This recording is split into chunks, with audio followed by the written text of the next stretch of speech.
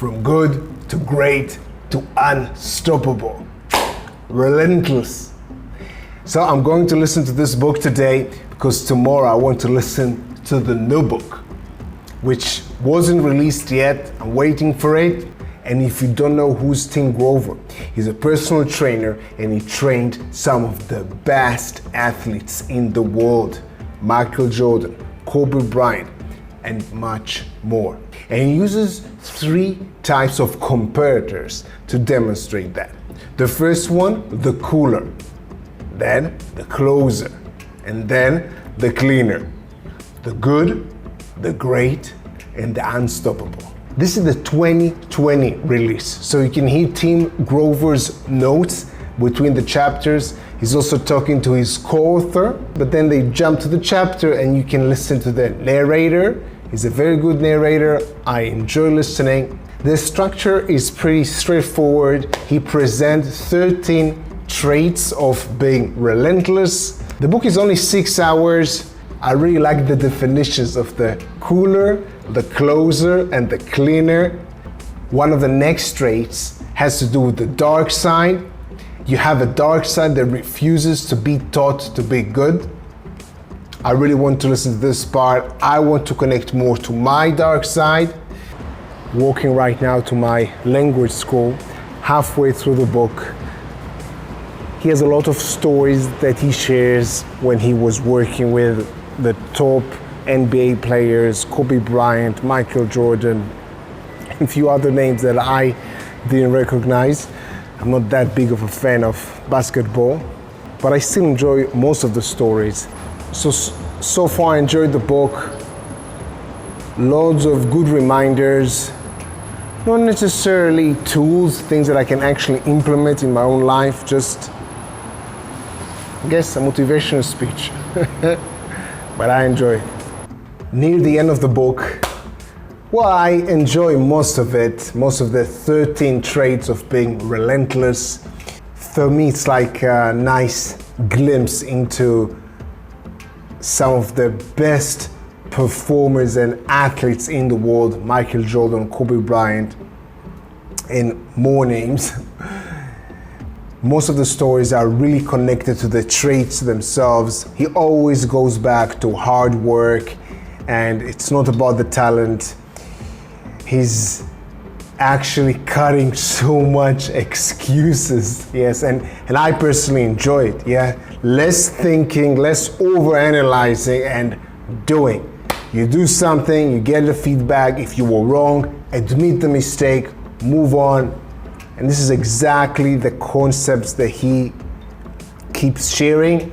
Some of the traits are a little bit repetitive, but I still enjoy the repetition and the different stories that demonstrate these ideas. Sometimes though, Tim Grover talks about Michael Jordan and Kobe Bryant as if they are gods.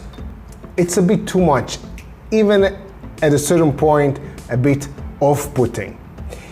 For example, he was talking about the dark side.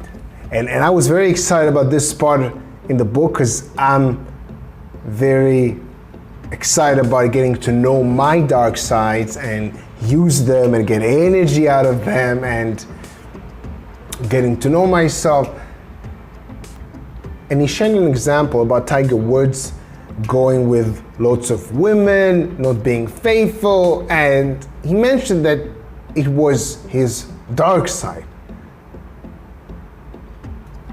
But why did he share this example? Is it good? This is the dark side that we want to connect to. And to a certain degree, he puts this on a pedestal, this dark side. And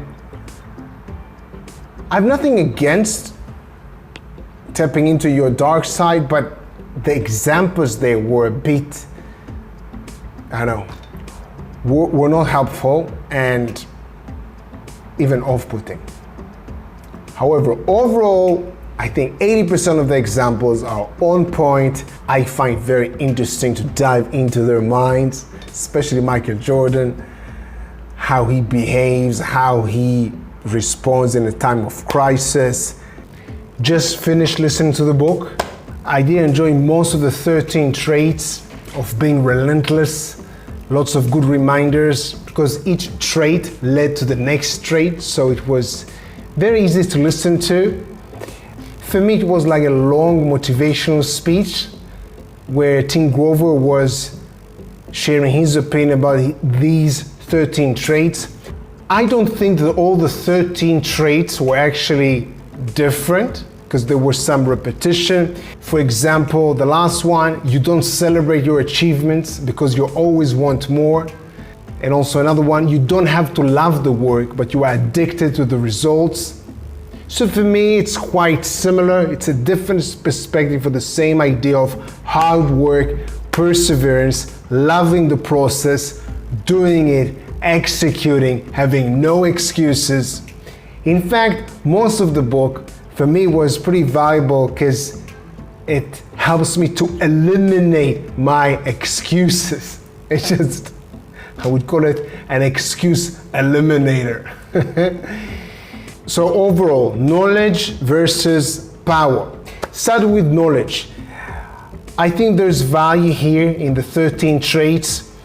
Maybe not 13 traits, maybe 5 or 6 big ideas, mostly about self-discipline, being in the moment, suffocating all the excuses, also how to deal with negative people, how to gain trust in the people close to you, not caring what other people think. Some of the traits were a bit too extreme sometimes, but overall I did enjoy the way that he wrote this book. He did use a co-author. I think she really helped him to make it a very nice organized pack of traits that one is leading to the other. I think this book is very good for athletes, people that want to excel in their sport specifically. I do think that other people can gain value out of it. So knowledge versus power.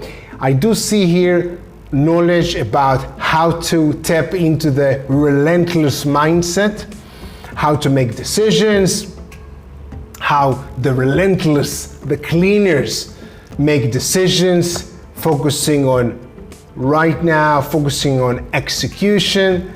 So I do see knowledge here in this book. Now, keys to power. Even though it was valuable to me, even though I got motivation out of it and good reminders, I don't see any keys to power in this book. I don't see any specific things you can implement in your life.